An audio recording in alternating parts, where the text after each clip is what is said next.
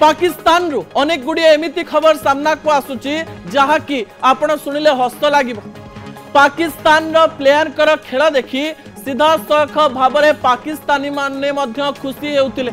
Pakistani player मानकर षडयंत्र देखी पाकिस्तान रे थिबा किछि लोक चिंता करुथिले जे खेल भितरे षडयंत्र पुरौथुवा, खेल भितरे खराब चिंता करुथुवा एवं खेल भितरे युद्धर मनोभाव नहीं किछि गोटे नकारात्मक कार्य करबा पई चिंता करुथुवा पाकिस्तानी प्लेयर माननकु ठीक है हारिबार थिला।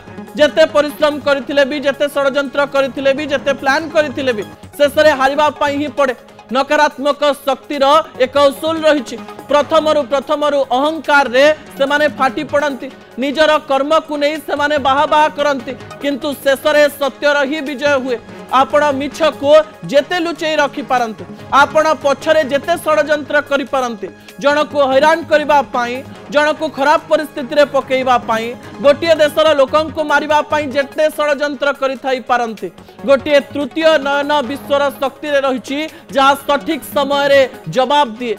जो धर्मदंड बुलु थाए से धर्मदंड आज पाकिस्तान उपरे पड़ी एवं पाकिस्तान एमिति प्रकार परिस्थिति दे गति करिछि जहा से माने वर्ष वर्ष धरी मन रखिबे